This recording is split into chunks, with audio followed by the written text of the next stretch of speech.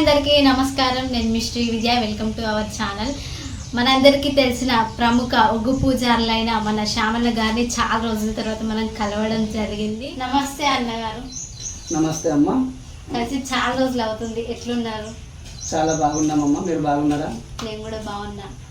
అన్న, మరి ఒగ్గు పూజారులు అంటే ఎవరు? మరి మీరు ఈ రంగంలో ఎప్పటి నుంచి కొనసాగుతున్నారు? ఒగ్గు పూజారులు అంటే సనాతన ధర్మాన్ని కాపాడుతూ బండారు సాంప్రదాయం ప్రకారం మల్లన్న దేవునికి పూజలు చేస్తూ బండారు సాంప్రదాయంతో మల్లన్న దేవునికి పట్నాలు వేస్తూ కళ్యాణం చేసే వాళ్ళని ఒగ్గు పూజారులు అంటారు. ఈ ఒగ్గు పూజారులు వాళ్ళ గురువుల చేత గవధారణ చేయించుకున్న తర్వాతనే వీళ్ళు ఒగ్గు వృత్తికి అర్హులవుతారు.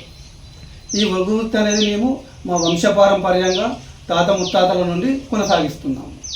మరి ఇది మీరే చేయొచ్చా లేకపోతే వేరే వాళ్ళు కూడా చేయొచ్చా? సనాతన ధర్మం ప్రకారం గొల్ల పూజారులు చేసే వృత్తి. ఎందుకంటే మల్లన్న దేవుడు గొల్ల అవతారం ఎత్తి మేడలమ్మను లగ్గం చేసుకున్నాడు.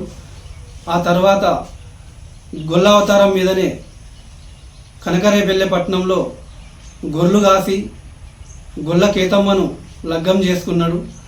ఆ వారసత్వంగా చెప్పే కథలే ఇవి గొల్ల కథలు, ఒగ్గు కథలు. ఇవి వారసత్వంగా ఒగ్గు పూజారులుగా గొల్లలు కొనసాగిస్తూ ఉంటారు. ఎవరు పడితే వాళ్ళు చేయరాదు ఈ వృత్తి. పట్నాలు అనేటివి కానీ మల్లన్న దేవుని కళ్యాణం ఎవరు పడితే వాళ్ళు చేయకూడదు. ఒగ్గు పూజారులైన గొల్ల పూజారులు చేసే వృత్తి. ఇక బతుకు తెరువు కోసం కథలు నేర్చుకొని ఎవరు పడితే వాళ్ళు చెప్పుకుంటున్నారు. కళ అనేది ఎవరైనా ప్రదర్శించవచ్చు. కథలు చెప్పుకొని బతుకు తెరువు కొనసాగించుకోవచ్చు.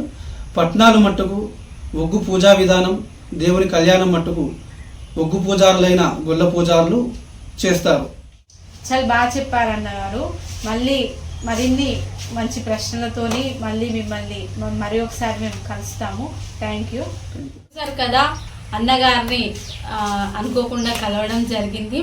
మళ్ళీ మనం మరొక రోజు మంచి మంచి ప్రశ్నలతోనే సందేహాలతోనే అన్నగారిని మరొకసారి కలుద్దాము.